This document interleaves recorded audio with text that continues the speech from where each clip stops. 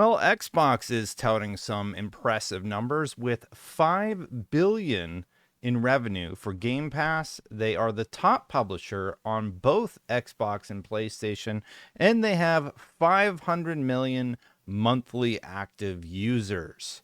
Let's dive into these numbers because honestly, they're looking pretty good.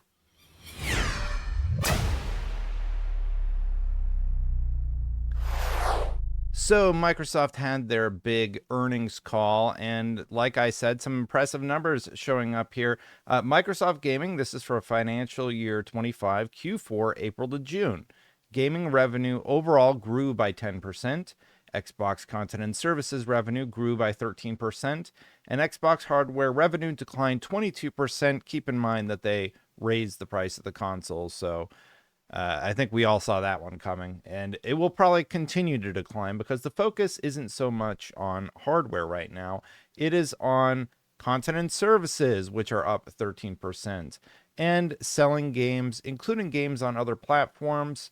6 of the top 10 best-selling games on PlayStation 5 this quarter were published by Microsoft, including Doom, Forza Horizon 5, Minecraft, COD, etc. Now, you might remember I made a video about this. Let's just do a real quick update because Matt Piscatella posted the following. He said, here are the Q2 2025 best-selling titles ranking for PlayStation, revised from yesterday. Oops, Xbox and Nintendo platforms ranked on dollar sales. Here's what it says. So it looks like Elden Ring Night Rain bumped down Forza Horizon 5, and then Elder Scrolls Oblivion was next, MLB The Show, Call of Duty, Doom the Dark Ages, Death Stranding 2, I was wondering where it was. It is number 7, thankfully, Indiana Jones and the Great Circle, followed by Minecraft. So still 6 Xbox games there, credited to Microsoft Corp, of course. But yeah, 6 Xbox games all over the top 10 charts. Pretty impressive for Microsoft to come along and be the number one best selling. So Satya Nadella had a few comments on that. 500 million monthly active users across platforms and devices. We are now the top publisher on both Xbox and PlayStation this quarter, and Game Pass annual revenue was nearly 5 billion for the first time. Do you remember not even a week ago when everybody was talking about how Xbox Game Pass was unsustainable? I did some napkin math and I said, don't they make like $4 or $5 billion with this service? Well, now it's confirmed. It's a 5 billion with a B dollar service. Now, a lot of people are questioning profitability. We actually reached out to PR at that time and got a comment, and they said, yes, Xbox Game Pass is sustainable, and they seem to be doing just fine with it. Let's dive into the Verge article and cover off on some of the keynotes. Content and services, which includes Game Pass, is up 13% that quarter. 34 million subscribers on Xbox Game Pass, including Core. That is the last number that we know. So that gives us an idea of how well Xbox Game Pass is actually doing. About 34 million, 34 million subscribers, including Game Pass Core.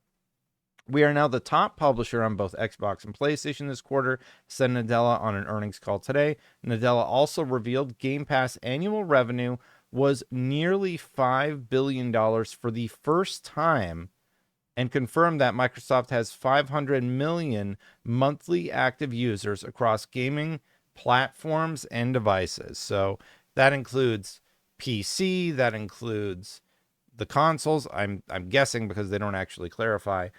And I'm guessing that includes anywhere basically where you are using Xbox to sign in, because that's how they would track their monthly active users. So that's great. That means Microsoft has plenty of users, and we know that one of the new key metrics from PlayStation is monthly active users. And recently, we talked about the job posting where they're talking about bringing more games to Xbox and PC. That is going to be a way that they hit that target. Xbox hardware is still struggling. Hardware revenue is down 22%. Look, on the hardware revenue thing, I don't think any of us should be surprised. Tom Warren notes here that they bumped the price of their old consoles $100, so like that's not going to help sales. And in addition, I just don't think that Xbox hardware revenue is going to see an increase randomly because we're on the end of the console life cycle. So I think we're going to continue to see declines. I would imagine that Microsoft probably hopes that that decline is not 22% every quarter, though. Overall gaming revenue at Microsoft is up 10% year over year. That's good news, and has increased by $2 billion for the entire fiscal year. Xbox content and services revenue has also increased by 16% for the fiscal year, but Xbox hardware revenue has decreased by 25% in the fiscal year, driven by lower volume of consoles sold.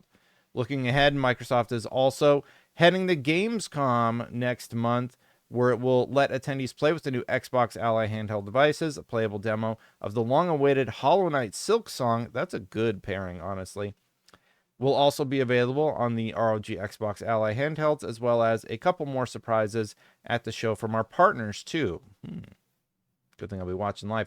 In Q1 fiscal 2026, Hood expects Xbox content and services revenue to decline in the mid-single digits, like 5%, alongside an overall gaming revenue decline in the mid to high single digits. Now, I imagine that that's because maybe that fiscal quarter just didn't launch a lot or something, but time will tell. So these numbers are very impressive. Derek Strickland even, lays out just how well they're doing. Here are their annual revenues since financial year 15. As you can see, the line is larger than any of the other lines, so they have made a significant amount of profit in financial year 25. Xbox delivered a record-breaking $23.455 billion in annual revenue in financial year 25. Hardware was down 25%. And then here is a stacked view. As you can see, they are like just chugging along at about $5 or $6 billion every quarter. Q2 did quite well. ABK plus Game Pass are big drivers, along with recent PS5 releases.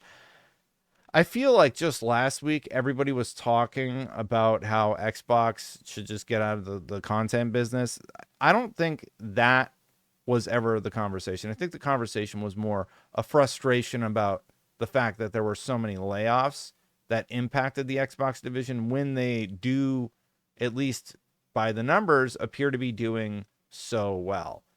Anyway, Derek Strickland points out that at $5 billion in annual revenue, Game Pass would have made up 21% of Xbox's total financial year 25 earnings, or $23.45 billion.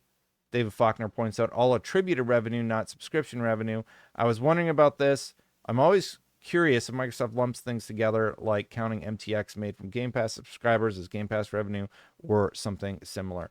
So, long story short, Xbox is doing quite well. And I was curious, I wonder what the commenters are saying. A lot of them, the Xbox fans, they're like, yay, Xbox is doing great.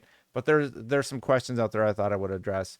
Again, with this elusive 500 million users, it's a pathetic attempt at inflating Xbox's worth. Signing up for Candy Crush doesn't make them a real gamer. Several sources provide information regarding Candy Crush's revenue. Candy Crush grosses $1 billion. The entire Candy Crush series, which includes titles like Candy Crush Saga and Candy Crush Jelly, generated $1.34 billion. Overall, the Candy Crush franchise generated $1.24 billion in 2024. And to address the original question, it's not an elusive number. It's where Xbox users sign on, and you're considered a monthly active user if you are signing in as an Xbox user. So I don't know why you would be worried about where those users come from. It's 500 million monthly active users. Other people, this is investor speak. Yeah, this is investor speak for we're making a lot of money. They wouldn't be if Sony did the same thing and dropped Spidey on Xbox. Honestly, this was a response to the fact that we are now the top publisher on Xbox and PlayStation this quarter. This user thinks that if Sony puts Spider-Man on Xbox, then Sony will be the top publisher. First of all, yes, do that. Please put Spider-Man on Xbox. I think it would be a great move. Maybe that new guy you're going to pay $40,000 a year will help you come to the conclusion, hey, maybe Xbox gamers want to play Spider-Man too. Uh, yeah. Another person tried to downplay it a little bit. Revenue, not profit. And then Eric Waffles said, uh, we are the top publisher on Xbox. They shouldn't be bragging, right? That should be the default. Okay, then what's PlayStation's excuse? Because PlayStation isn't the top publisher on their own platform either. They're number 4 and number 7. I don't think Nintendo is the top publisher on their platform either. Not usually anyway. So I just want to point out that that's actually not normal. That's not normal for PlayStation. That's not normal for Nintendo. The fact that Microsoft has 6 of the top best-selling games on PlayStation, and Satya Nadella is saying that they are also the top publisher on their own platform, it means they're making games that people want to play. And if the revenue from the PlayStation sales are doing so well, that means we're going to get even more great Xbox games, and it means PlayStation, with the 30% or whatever they get to keep, they're going to get to make great PlayStation games. This is a win no matter how you cut it. This is a win for Microsoft, and this is a win for Sony. That's a great thing, in my opinion. Anyway, those were the numbers. Thank you so much, everybody. Hit that subscribe button. Hit that bell to know when my content goes live. I do appreciate it very much. I kind of wanted to call some people out. I think it's so weird that, you know, when PlayStation has a great quarter, I made a video called, like, I don't know, I'll link to it at the end of the video about how well they did. But I'm just like, wow, PlayStation had a great quarter. When Xbox has a great quarter, it's like, oh, how can we figure out how this is actually, like, these numbers can't be right. There's no way. Game Pass is profitable. What do we do? And it, like, the reaction to me is just so odd. And it's not like like everybody else is just like, hey, these are some impressive numbers from Microsoft, like, you know, people who are reporting on it. But for some reason, the commenters just, like, they have to twist themselves into a pretzel. Like, oh, there's no way we could say that Xbox just had a good quarter or anything like that. All right, you guys, knock yourself out. And if you want to know why I'm so unhinged on Twitter, that's why. Because there's nothing you can do that's ever going to make the people on Twitter happy. So I just gave up. Anyway, thanks for watching. If you want to support my work, you can do so at patreon.com/SaveStatePlus or by clicking that join button. Thank you to Chris Freddy, Philaroni, and Aries, and Shane Carroll, who is the new Legendary Plus supporter over here on YouTube. Of course, Brandon, Marcus, Jason, Cherubay, Adam, Camzilla, and Hargeet. Thank you also so much for supporting. I'm going to get out of here. Here, check out this video where I talked about when PlayStation had some crazy profit numbers. And I'll see you for the next one. I'm tired. Bye for now, everybody. Play the outro.